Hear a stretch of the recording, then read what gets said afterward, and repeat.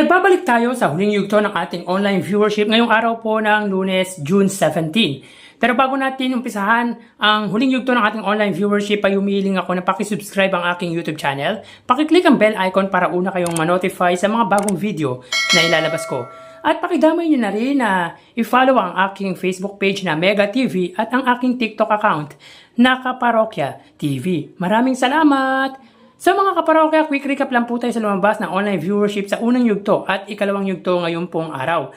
Para po sa Itbulaga, sila po ay nakakuha ng 89,000 viewers at ang It Showtime naman po ay 106,000 live viewers.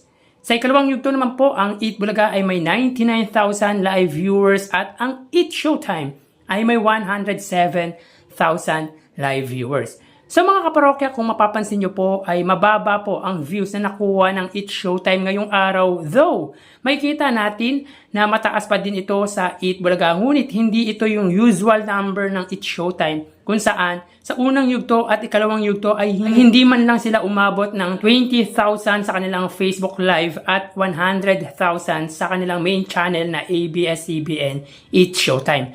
Malaki po ang epekto ng pagkawala ni Ann Cavocable Vice Ganda sa episode ngayong araw po ng It Showtime at random ang pagkababa ng views nito sa Facebook na madalas umabot ng 30,000 at sa YouTube channel nito na 120,000 viewers pataas. So iba talaga ang presensya ni Meme Vice Ganda sa It Showtime kapag nandyan siya dahil mataas po ang viewers na nakukuha ng It Showtime tuwing nandyan si Vice Ganda. So tara ating alamin ang online viewership ng dalawang bigating noontime show. Para po sa Itbulaga under TVJ Facebook page na may 2.5 million followers at sa It Showtime naman po na may 18 million followers. So as of 2:12 PM may kita po natin dito na ang It Showtime po ay may kasalukuyang segment na tawag ng tanghalan samantalang ang Itbulaga naman po ay pera fee. So dito ang It Showtime ay may 4,000 viewers at ang Itbulaga naman po ay may 2,800 live viewers. So dito may kita po natin na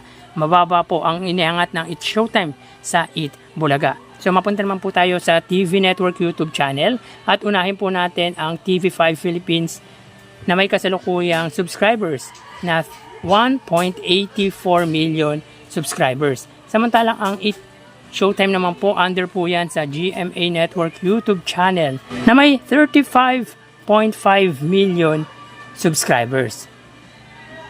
So as of 2:13 PM ang It Showtime under GMA po ay may 20,000 live viewers. Samantalang ang Itbulaga naman po under TV5 ay may 33,000 live viewers. So ulitin po natin mga kaparokya, as of 2:13 ang It Showtime under GMA Network ay may 20,000 live viewers at ang Itbulaga under TV5 naman po ay may 33,000 live viewers. So pagdating dito sa kanilang TV network ay angat po ang TV5 sa katapat na TV network na GMA Network. So mapunta naman po tayo sa main YouTube channel ng dalawang noontime show at para po sa It Showtime under po yan sa ABS-CBN It Showtime na may 2.26 million subscribers. Samantalang sa Itbulaga naman po under Itbulaga TVJ YouTube channel na may 1.02 million subscribers.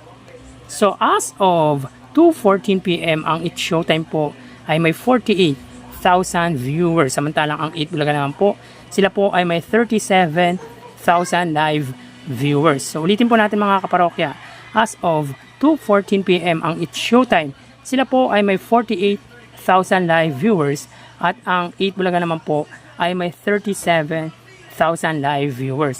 So pagdating dito sa kanilang main YouTube channel, may kita po natin na ang It Showtime ang siyang angat pagdating sa kanilang main YouTube channel. So bali ang total na nakuha ng dalawang noontime show ay, so bago natin ibigay ang total live viewership ng dalawang noontime show ay humihiling ako na pakisubscribe ang aking YouTube channel. Pakiclick ang bell icon para una kayong manotify sa mga bagong video na ilalabas ko. At pakidamay nyo na din na i-follow ang aking Facebook page na Mega TV at TikTok account na Kaparokya TV. So, bali ang total na nakuha ng dalawang noontime show para po sa Itbulaga, sila po ay may 73,000 viewers.